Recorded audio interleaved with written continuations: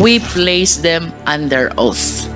At ang lahat ng pagsisinungaling while under oath, we call it perjury. Na ito pong kasong ito, considering the penalty of reclusion perpetua is non-bailable. Kalakip din po ng penalty na ito ang perpetual absolute disqualification, which includes deprivation of such person from holding public office and employment kahit pa manalo sa eleksyon. Ayon sa kanila, basta-basta lang raw nila sinunod ang utos sa kanila ng ating Vice Presidente na ipasa ang confidential funds in the total amount of 612.5 million pesos. Lagpas, Mr. Chair, sa kalahating bilyon. Pero hindi nila alam kung totoo or peke ang mga acknowledgement receipts at kung saan talaga ginamit ang pera. Sobrang nakakagulat na balita. Grabe, Attorney Congresswoman Jinky Luistro, pinakita na. Pinakita kung paano kakasuhan ng Congress si VP Sara. Ayon sa nakalap nating impormasyon, pwede nang matanggal sa pwesto si Vice President VP Sara sa oras na kinasuhan siya ni Attorney Congresswoman Jinky Luistro ng kasong reclusion perpetua. Palalabasin agad nila ang supina. Kulong ang hatol, walang piyansa, wala na siyang takas sa confidential fund. Tara panoorin natin. In addition to the offenses which have been raised already by our esteemed colleagues, I wish to add perjury. Perjury can be committed orally or in writing. If it is orally, the perfect example or illustration, I believe, are misrepresentations during inquiry in aid of legislation. We often hear this: you will be committing perjury because all resource persons in inquiry in aid of legislation and even in all forms of investigation, we place them under oath.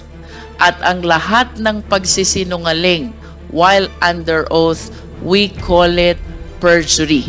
Again, the best illustration of an oral perjury are those committed by resource persons appearing in this investigation while making several misrepresentations. However, Mr. Chair, when it comes to written perjury, I wish to break down the elements of this offense so we can better illustrate how this is determined. And talking about elements, Mr. Chair, as we can see from the screen, there must be a sworn statement. It must be made under oath. The statement contains deliberate assertion of falsehood, and the false declaration is with regard to material fact.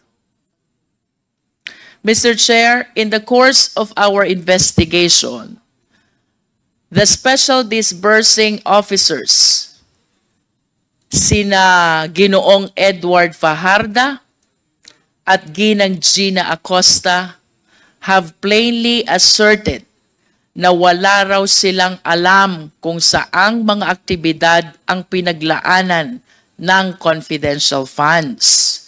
Can we please flash the certifications? Ayon sa kanila, basta-basta lang raw nila sinunod ang utos sa kanila ng ating Vice Presidente na ipasa ang confidential funds in the total amount of 612.5 million pesos.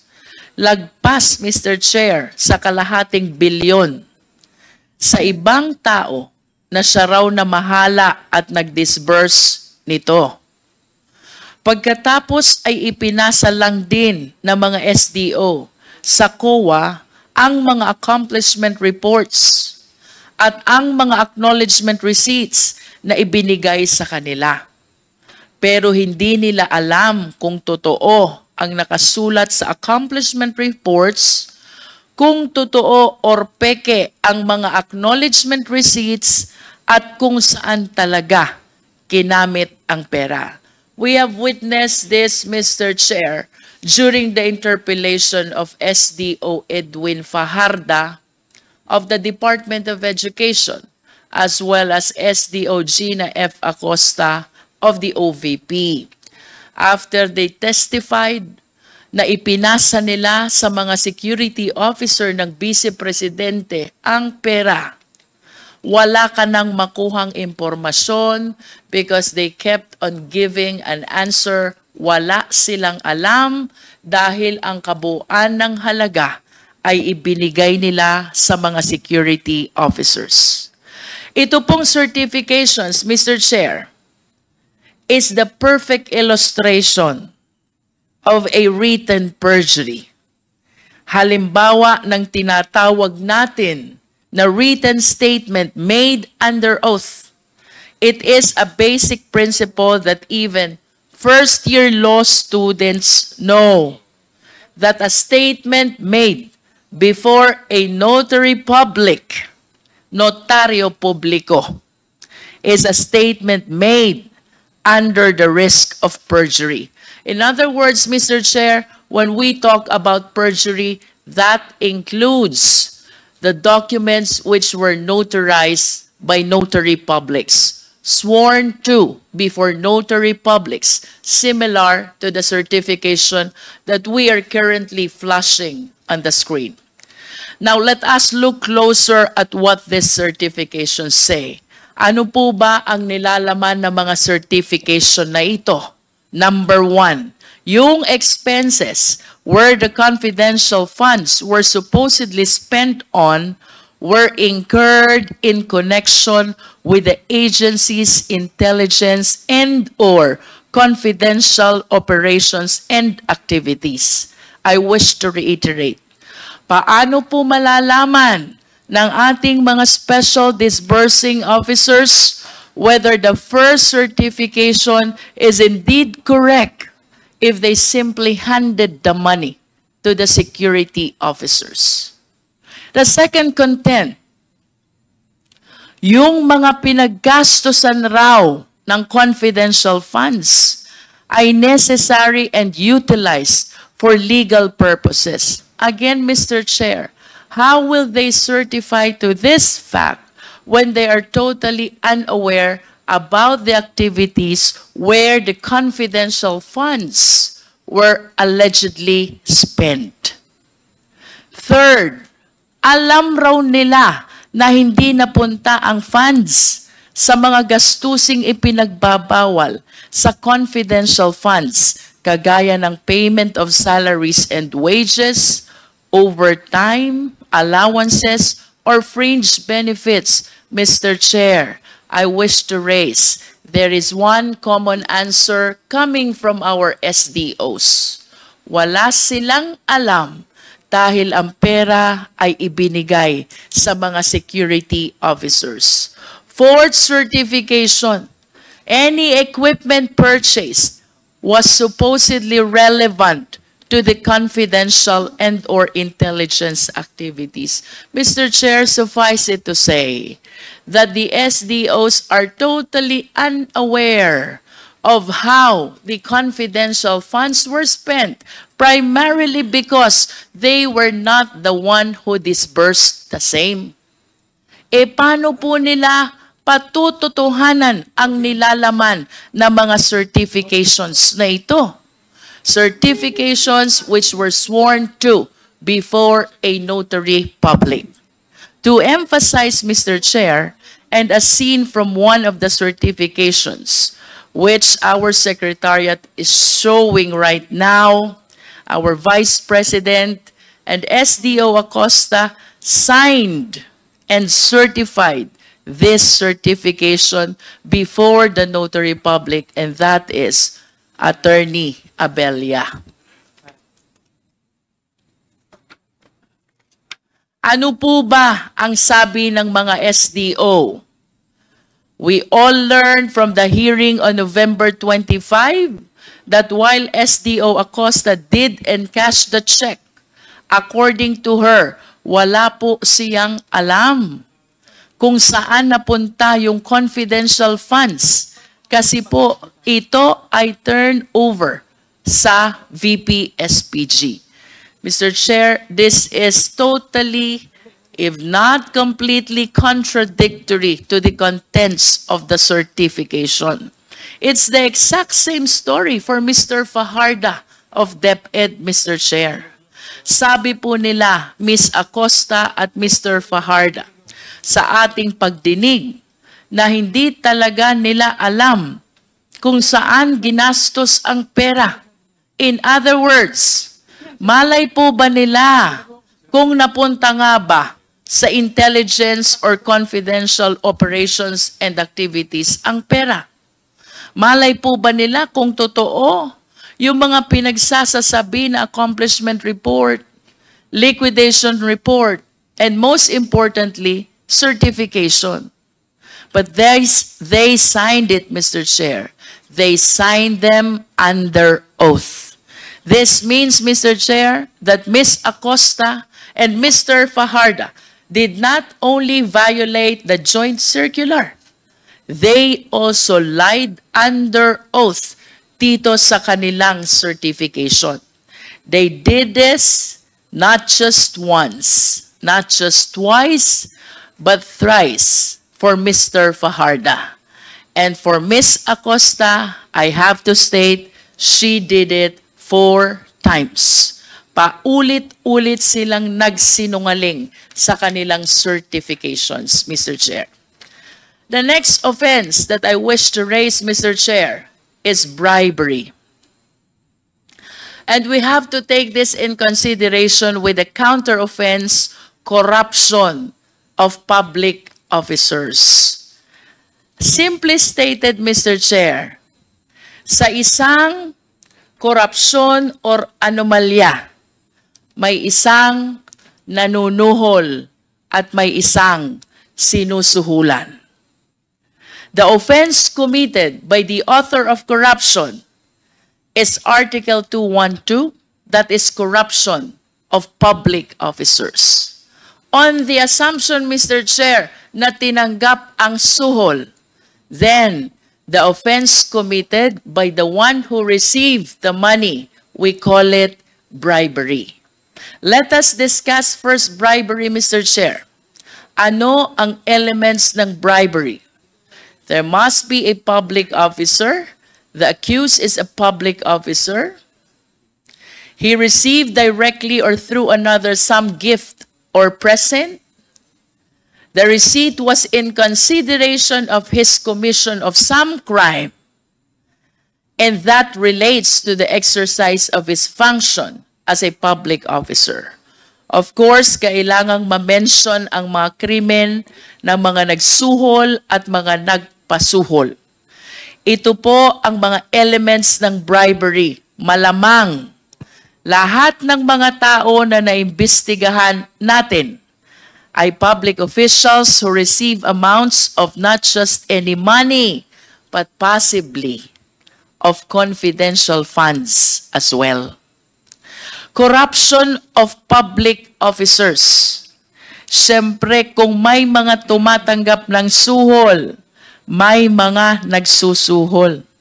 Sila naman po ay magiging liable sa krimen ng corruption of public officers.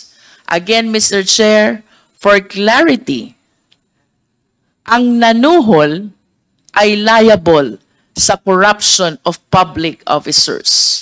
Ang tumanggap ng suhol, they are liable for bribery. Ibig sabihin, may isang special krimen para sa nagsusuhol ng mga public officials. Tingnan po natin, parehas lamang ang penalty na ini-impose sa mga nagsusuhol at sinusuhulan as provided under Article 212. Except, of course, disqualification, and suspension, because these two penalties apparently apply only to public officials. Kaya naman, ang bribery at corruption of public officers ay ang pagbibigay ng pera, regalo, o kahit anumang advantage or favor sa pamamagitan ng pag-abuso ng kanyang posisyon sa gobyerno. Kindly flash the next screen. Let's all recall what we discovered from the committee investigations. May mga empleyado sa DepEd na tumanggap ng white envelopes in the same period within the confidential funds for DepEd were released. Hindi po ba kahina-hinala yan? And you can see from the screen, OVP executive admits, inamin, handing cash envelopes to DepEd officials. Next slide, please. We may recall, it was former USEC Gloria Mercado who first revealed to us that she received 9 envelopes with 25,000 in a span of 9 months. Ito'y ibinigay ni Sunshine Fajarda, ang mga envelopes kay Yusek Mercado, at sinabi na galing ito sa Vice Presidente Sara Duterte. Malinaw na ang ganitong pagkakataon ay hindi normal.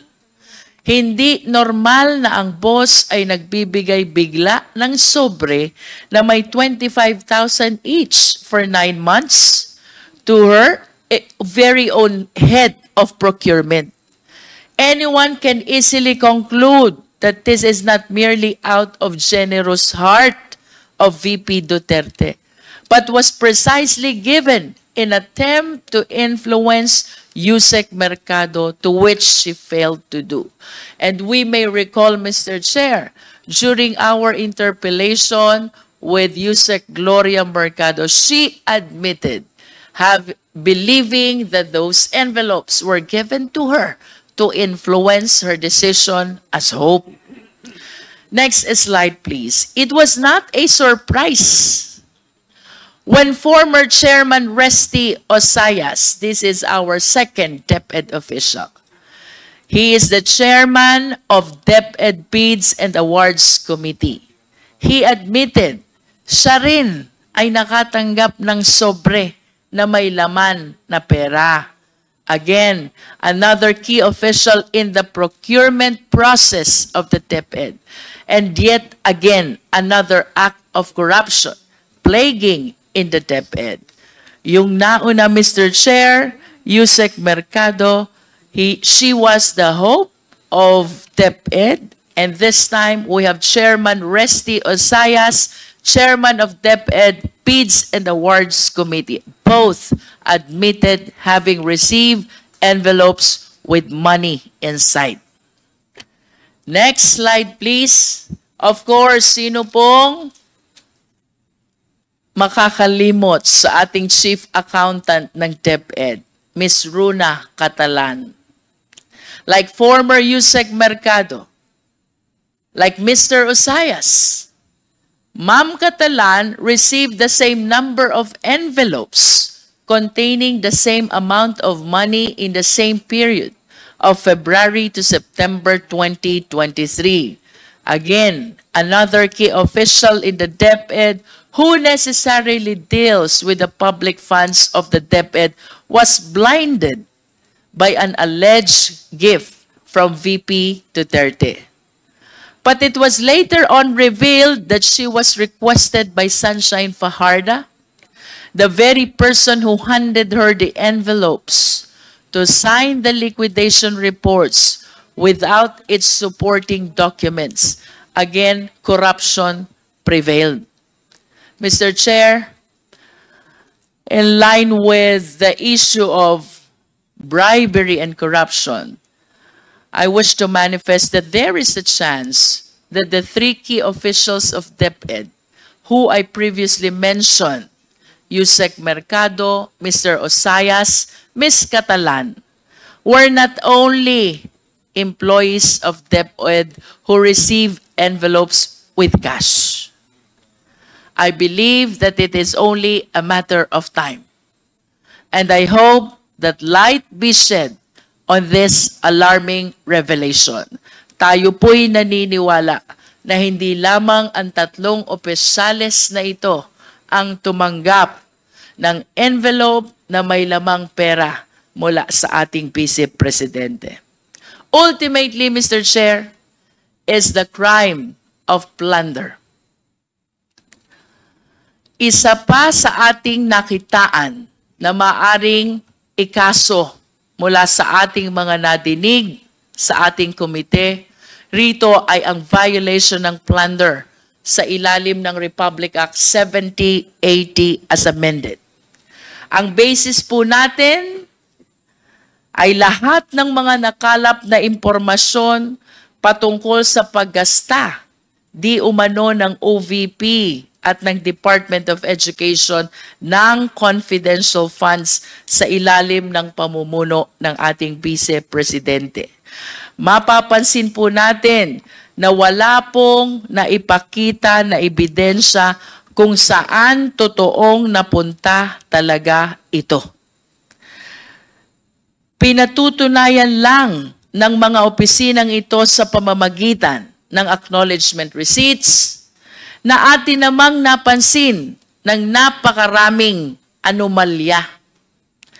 Pareho ang sulat, pareho ang pirma, pareho ang tinta ng ballpen. Ang impossibility na ito ay na-disburse ayon sa dami ng resibo sa iisang araw lamang. At isama na din po natin ang mga nadiskubre nating pangalang Mary Grace Piatos at Kokoy Villamin na napatunayan na wala sa database ng Philippine Statistics Authority. Ang isang konklusyon na aming nakikita sa mga ito ay hindi tunay, pineke lamang ang mga ito upang maipamukha lamang na ginasta ito para sa surveillance activities upang magamit ang pondong ito sa ibang kagamitan o pansariling interes. Ano nga ba ang plunder, Mr. Chair? Sa ilalim po ng Section 2 ng ating Anti-Plunder Act, nakasaad dito, any public officer who by himself or in connivance with members of his family, relatives by affinity or consanguinity, business associates, subordinates, or other persons, amasses, accumulates, or acquires ill-gotten wealth through a combination or series of overt or criminal acts in the aggregate amount or total value of at least 50 million pesos. Nakasaad din rito na ang penalty ng paglabag ay reklusyon perpetua na may katumbas na 20 years and 1 day hanggang 40 years. I wish to add, Mr. Chair, na ito pong kasong ito, considering the penalty of reclusion perpetua is non-payable. Kalakip din po ng penalty na ito ang perpetual absolute disqualification, which includes deprivation of such person from holding public office and employment kahit pa manalo sa eleksyon. Kaya naman, Mr. Chair, ang plunder sa madaling salita ay ang pagnanakaw ng pera mula sa kaban ng bayan na may halaga na higit sa 50 million pesos sa pamamagitan ng paggawa ng ibang krimen. Next slide, please. Kung makikita po natin sa ating screen, mayroong total na 7 umaabot sa 612 million 500,000 pesos. Ang apat na tseke ay mula sa OVP, umabot ng 500 million pesos, at ang tatlo pang tseke ay mula sa DepEd na nagkakahalaga naman ng 112,500,000 pesos. Mr. Chair, ang nabanggit na halaga 612,500,000 pesos, lagpas sa 50 million pesos na required para sa kasong plunder. Ang mga checking ito ay lahat nakapangalan kay Ms. Gina Acosta bilang Special Disbursing Officer ng DepEd. Inamin niya sa atin na imbis na i-disburse na ito as confidential expenses, ay sinunod ang utos ng Vice Presidente na ibigay ang pera sa kanyang security officer. Dito naman po sa Department of Education, ang payee sa mga tseke ay ang Special Disbursing Officer Edward Fajarda, former Special Disbursing Officer of DepEd. Inamin rin niya na nung nakaraang hearing na ang perang kanyang natatanggap ay kanyang ibinibigay sa security officer sa utos din ng ating Vice Presidente.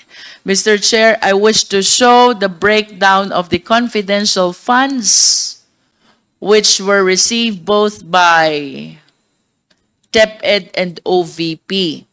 For OVP, Mr. Chair, for clarity, we have 125 million, that is last quarter of 2022, and then 125 million for the first, second, third quarters of 2023, total of 375.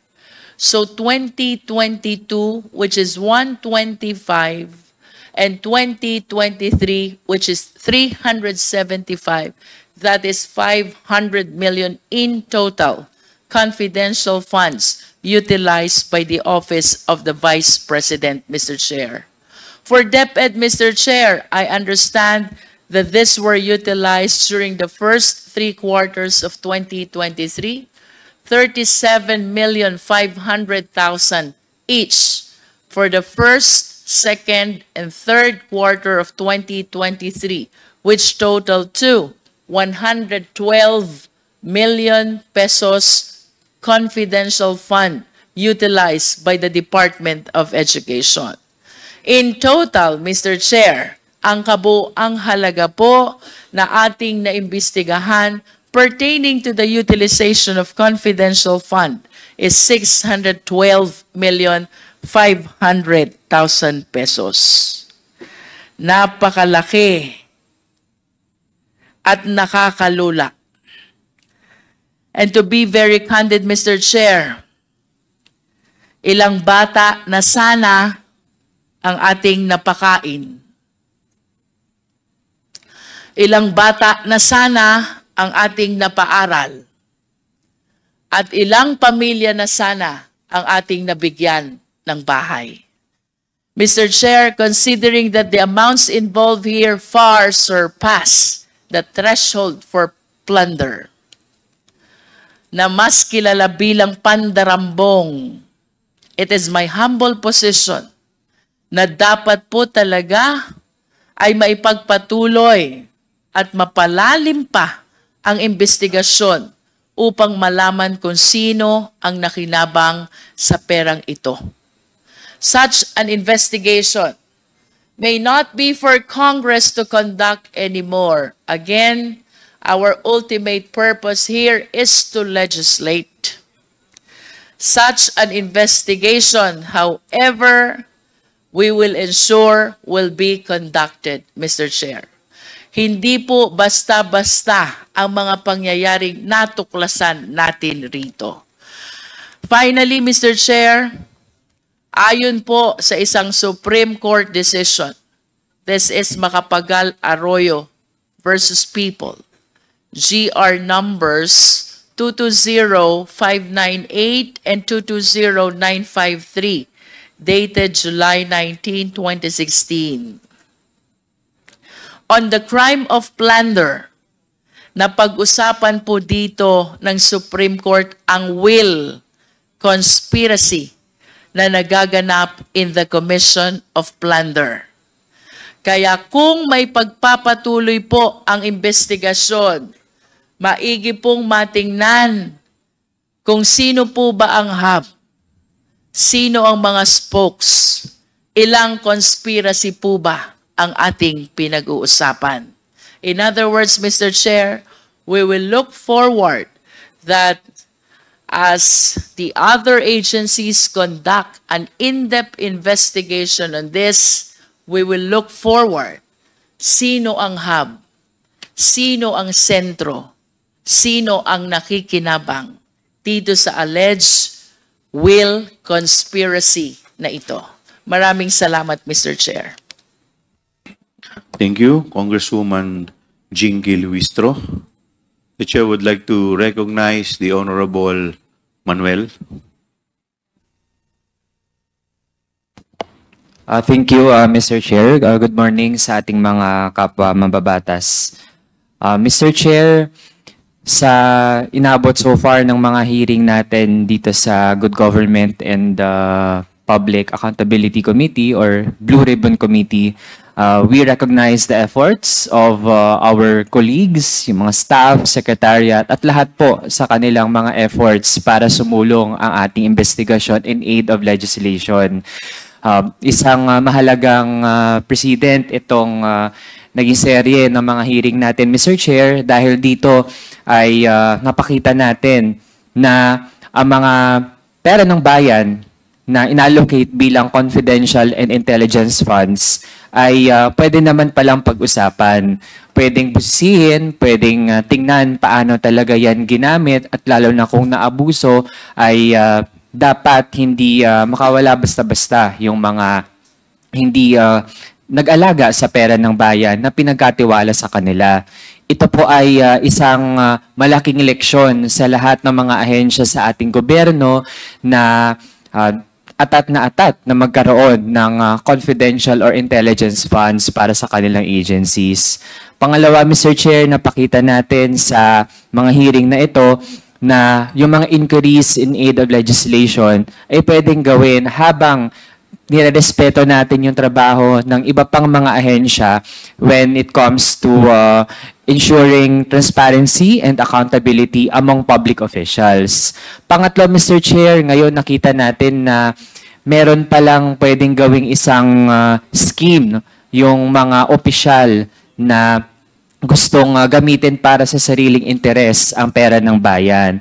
Lalo na, Mr. Chair, yung paggamit at paglikha ng mga peking pangalan at ginagamit ang security purposes di umano para maging dahilan ng paggamit ng mga peke, hindi totoo at mga inimbentong pangalan.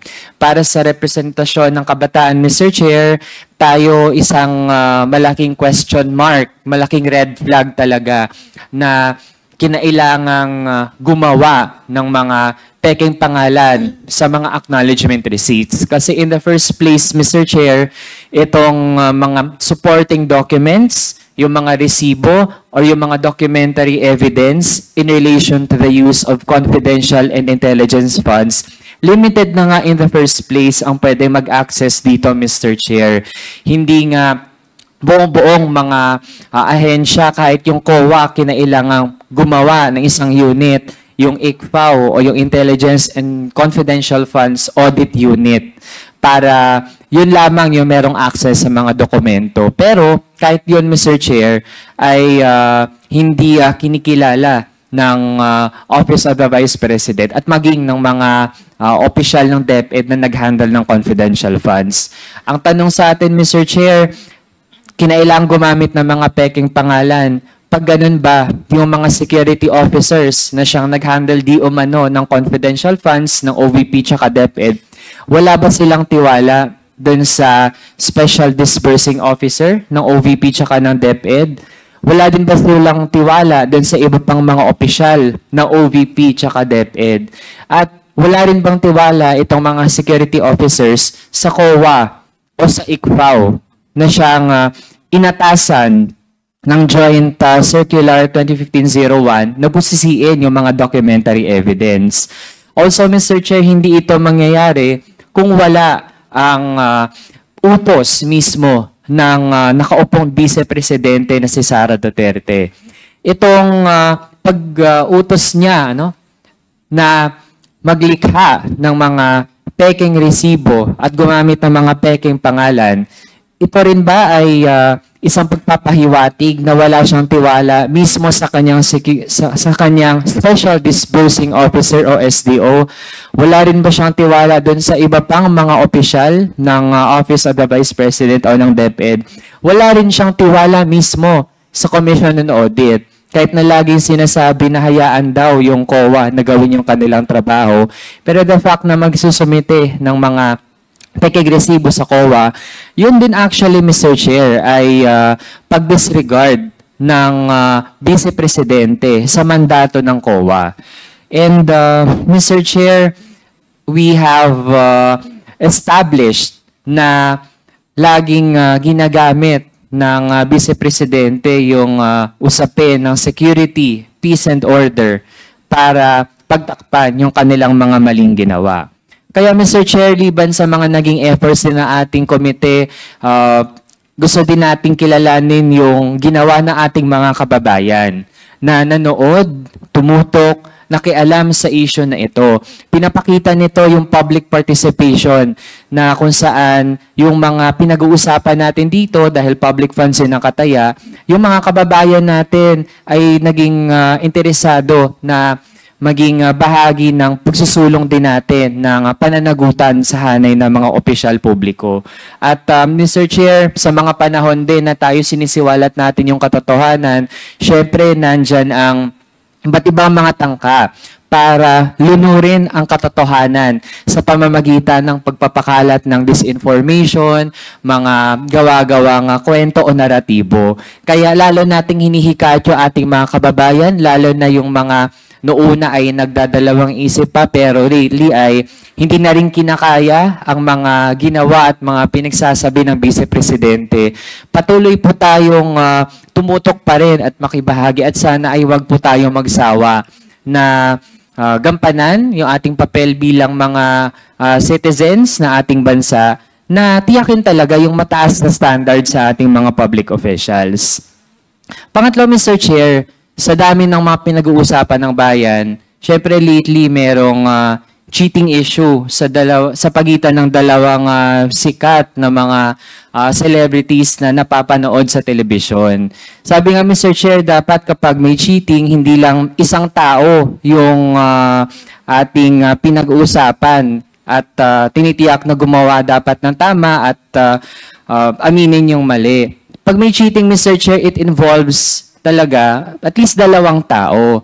Kaya sa bahagi din ng ating topic, Mr. Chair, lalo na ito nga, it's a public matter. At pag ganun, Mr. Chair, na tayo, yung taong bayan, we were actually cheated of our funds. Yung Vice-Presidente, Mr. Chair, she cheated the Filipino people of our funds that could have gone to several social services, Mr. Chair, na kung hindi yan nalagay sa confidential funds, nilagay sa serbisyo, hindi tayo hahantong sa ganitong sitwasyon, Mr. Chair. So because of this grave cheating ng mga opisyal na ito sa taong bayan, ibig sabihin, hindi lang yung mga special disbursing officers, hindi lang yung mga security officers, pero ang nakaupong Vice-Presidente mismo, Mr. Chair, no, ay nandaya, nagbetray sa mamamayang Pilipino, Mr. Chair. Kaya naman mula sa pakikilahok din ng ating mga kababayan, ay meron tayong mga sectoral leaders representing various organizations na kumilos din at sinimulan yung pagtahak dun sa track ng pagpapa-impeach, Mr. Chair. And on our end, as a legislator, kasama ang fellow representatives natin sa Makabayan Coalition, dahil nandyan yung effort ng ating mga kababayan, inendorso natin yung ganung impeachment complaint as a logical track para matiyak yung pananagutan. This of course comes along with continued discussion sa various committees dito sa Kamara on essential points related to the matter at sa usapin din ng legislation sa future budget deliberations natin to come up with our budget law o yung General Appropriations Act ay titindig pa rin tayo na dapat ay hindi na ulit maabuso ang pera ng bayan through the form of confidential and intelligence funds. And kasabay din nun, Mr. Chair, ay yung pagsulong din ng appropriate charges sa Vice-Presidente, sa mga opisyal ng OVP tsaka ng DepEd, and also ensuring further action from the Commission on Audit. Yun lamang, Mr. Chair. Maraming salamat. Thank you, Congressman Manuel. The Chair would like to recognize Congressman Franz Castro.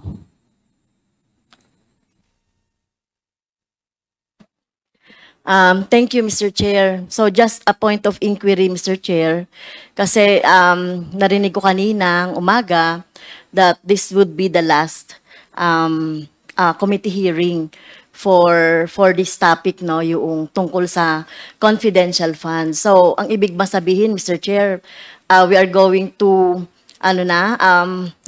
we are going to have a committee report na, Mr. Chair, after this? This will be the wrap-up committee hearing insofar as confidential fund, pero hindi pa po tayo magtatapos sa ating committee hearing. Kumbaga, year-ender lang. Sinasummarize lang po natin kung ano po mga nangyari na itong pong nakaraang 7 hearing. Yeah. Thank you, Mr. Chair, for that clarification. Narinig ko rin po yung mga manifestation, questions, mga intelligent manifestations ng ating mga colleagues. At nagpapasalamat ako, no, sa time na binigay ng ating mga colleagues dito sa pagdinig natin sa tungkol dito sa confidential funds. Siguro ang tanong ko lang, Mr. Chair, kasi dahil kumbaga, nandoon na tayo sa pinakadulo. At lumalabas dito na parang natapos kay Fajarda at kay Acosta, Mr. Fajarda Mr. Fajarda as SDO ng DepEd, tsaka Acosta naman yung SDO ng VP. Tama po ba? So, parehong sinabi nila na mukhang sila, no, natapos na sa kanila yung pondo, pero yung cheque, sila yung nakapirma, sila yung tumanggap, no? Pero ang nangyayari, Mr. Chair, kung titignan natin ang mga pangyayari, mukhang hanggang doon na lang yung mga opisyal ng AFP na naging security officer na pinagbigyan nito ay walang accountability dito. So, at binanggit nyo rin po, AFP na yung mag-iimbestiga. So, siguro dapat iba po yung pag-iimbestiga ng AFP sa pag-iimbestiga natin. Kasi we want to know the truth. Ano ba talaga yung nangyari dito sa pondo na to ng mamamayan? Kasi parang, feel ko lang, Mr. Chair, parang hindi tayo pwedeng tumigil na ibinigay na lang yan dahil nga sa utos ni Vice Presidente. Remember, mga nakapirma doon, mga maliliit na opisyal, si Mr. Fajarda at si Acosta. Malamang-lamang, Mr. Chair, wag naman sana, no? Wag naman sanang mangyari. Baka sila pa yung mademanda dahil sila yung tumanggap ng cheque, sila yung nagpapalit, pero baka maabswelto itong mga militar, itong mga security officer na tumanggap. Kasi dito lang natin makikita in transparency, no, yung ano ba talaga nangyari doon sa pondo. Bakit nagkaroon ng mga ganitong mga gawagawang pangalan o recipient ng mga rewards, ng mga supplies. meron pa nga, Mr. Chair, no, doon sa ating, doon sa ating mga ebidensya, kung alias yun, RS, 2 RS, sa isang araw, reward, isang 20,000, isang 50,000. So, paano nangyayari yon? Ano bang impormasyon na ibinigay nung the same RS siya na parehas lang siya ng pangalan, na magkaiba ng amount, no, at the same time. Kaya ito yung dapat na ipaliwanag noong mga militar na tumanggap or pinagbigyan ni Paharda, Mr. Paharda, at saka ni Mr. Acosta. Ako lang, Mr. Chair, hindi lang po kasi ako na nasasapatan na ititigil na natin yung investigasyon doon kaugnay nung confidential fund. So, ano po ba ang dito arrangement? Sila na ba ang Sila na ba ang mag-iimbestiga, yung mga AFP? May time frame ba? At paano tayo makakasiguro, Mr. Chair, na magiging fair and with justice yung Remember, Mr. Chair, 612.5 million ang involved na pera dito.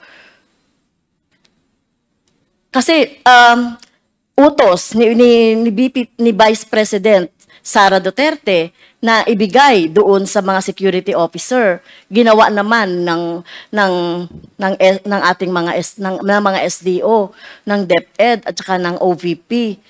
Pero ano na yung kailangan makita natin dito, yung pananagutan mismo ni Vice President as siya yung nakalagay po, Mr. Chair, sa JC, sa Joint Circular tungkol sa confidential fund, na the most responsible po doon sa pondo. Kasi baka po, Mr. Chair, natatakot ako na baka ang lahat ng sisi ay mapunta doon sa SDO. Natingin natin, wala talaga silang kumbaga, sa conspiracy kasama sila, accessory lang sila.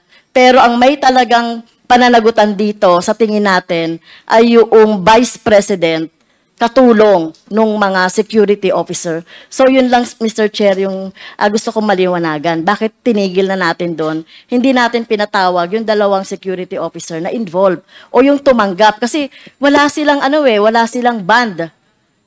Unlike yung ating mga SDO, wala silang karapatang tumanggap.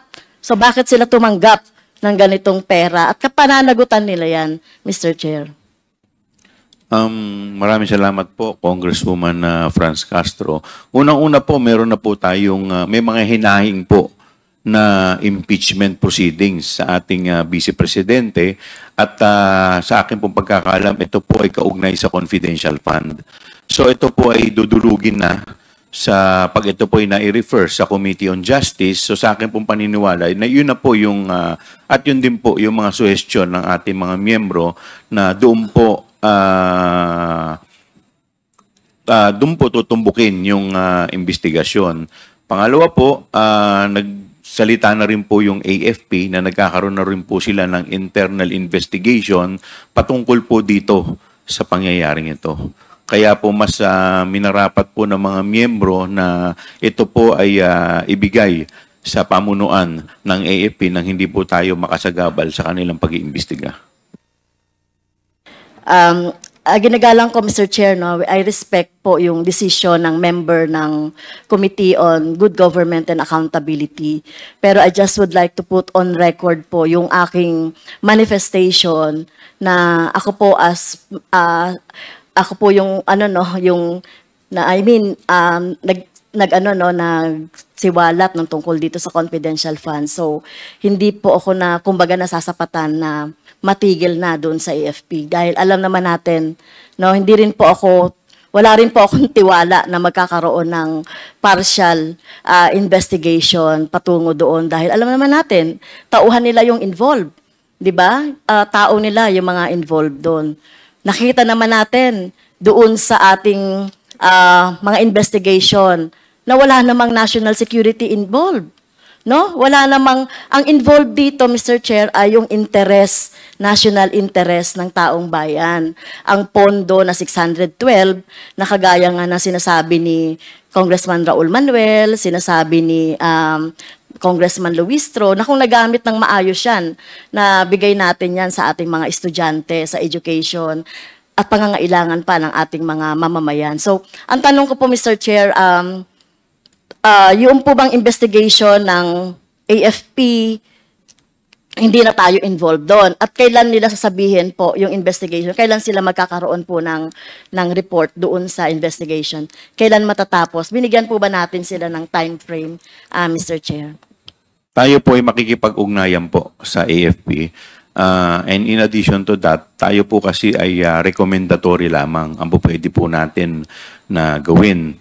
We can recommend the filing of cases to airing officials, pero hindi po kasi tayo ang tagalitis. Ang proper ahensya po na po pwede pong maglitis dyan ay yung Office of the Ombudsman. Ito po yung mga ahensya na dapat pong maglilitis. At sa hanay naman po ng AFP, ang alam ko po, meron po silang JAGO, kung tawagin po yan, or yung court martial, kung hindi po ako nagkakamali. Mr. Chair? Thank you, Mr. Chair. Okay. With the indulgence of I yield to Congresswoman Cong- Castro. Kong Mr. Zia. Chair. Congressman Ako, Zia. Thank you po, Mr. Chair. Naintindihan po natin yung hinaing ni Congresswoman Franz Castro. Tama po siya. Siya po yung unang nagsiwalat nitong confidential funds.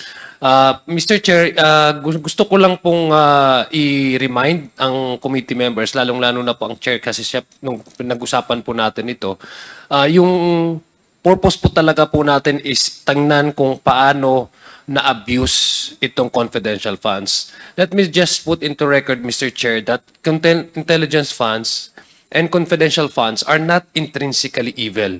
It is how the usage and utilization of these funds are that makes it bad in a way kasi may abuses. That's why we introduced two pieces of legislation kung paano i-define kung ano ba yung confidential funds. Pag sinabi mong confidential funds, ano bang definition nito? Anong technical na parameters na po pwede natin makonsider na confidential funds? Pangalawa, alin ba sa mga ahensya ang dapat pagbigyan? So we have already accomplished that, Mr. Chair. In fact, dun po sa pangunang pambungad na statement po ng ating chairman ay sinabi niya po yan in aid of legislation. As to Mr. Chair, culpability, tama po yung sinabi ng chairman na meron pong mga ehensya sa sa judiciary or ehekutiba ang maaaring magpursu nitong ganitong mga kaso. At gusto ko lang pong linawin din po at i-re-emphasize yung sabi po ni chairman sa ating kagalang-galang po na kay Ma'am Franz Castro, may way naman po talaga to hold these officers accountable. Apart from what they're doing right now as part of the internal investigation, they're also already the impeachment complaint, which I believe if we are to push the accountability side of this issue, then that's the perfect avenue for these members to discuss about culpability allegedly of these two officers, Mr. Chair. Thank you for that. Thank you po. Congresswoman Franz May I Castro, you are continue, Mr. recognized. Chair? Thank you for that intervention, Kong Zia. So, siguro ang worry ko na lang dito, Mr. Chair. So, ito ay inimbestigahan natin. Nakita talaga natin yung anomalya dito sa confidential funds na talagang ang paggamit nito ay talagang nakita natin yung maling paggamit nitong confidential funds. At ang nasalang dito yung SDO at saka yung mga officers, yung utos, no? Pwedeng maaring itanggi yan, maaring itanggi yan noong highest official ng office na inutos niya yon or whatever. So talagang maiipit dito, Mr. Chair, ay yung dalawang SDO. Baka malamang-lamang yan, maabswelto dito si Vice President Sara Duterte. So yun lang yung takot ko. Kung hindi natin yan itutuloy-tuloy at pabayaan natin sa AFP. But anyway, I respect the wisdom of the committee members dito sa Good Government. At ito ba ang siguro di nyo rin we can answer it or not na. So ibig sabihin itutuloy na natin ito doon sa impeachment na lang, Mr. Chair. Itong mga findings natin dito? Through the Justice Committee na lang ba? Sa ngayon po, wala pa yatang gumagalaw sa impeachment no? Hindi pa naman ito na i-refer sa Justice Committee, no? At narinig ko kayo kanina, sinabi nyo, we have no time na for this impeachment. Kaya nag-aalala lang po ako na hindi natin mapapanagod si Sara Duterte dito sa kalokohan na ginawa niya sa confidential fund kasama ng mga binanggit na mga security at ilan pang mga kakonspire niya sa Office of the Vice President and the Department of Education. And one last manifestation. Since, Mr. Chair, pinag-uusapan natin dito yung confidential funds. 2023 pa, Mr. Chair, nakapag-submit na ang Makabayan Block composed of Representative Raul Manuel, myself, and Representative Arlene Brosas ng dalawa pong legislative measures related to confidential funds. Yung una nga po ay yung pag-iimbestiga ng confidential funds, hindi lang po sa Office of the Vice President. Lahat po ng confidential funds ng mga agency na nabigyan ng confidential funds. Kasi kung nangyayari ito sa Office of the Vice President, malamang, no? Ako, tinitignan ko rin na may mga maling paggamit din. Pero, hypothesis lang yun, Mr. Chair. But anyway, may dalawa po, no, yung inihain natin. House resolution to investigate all.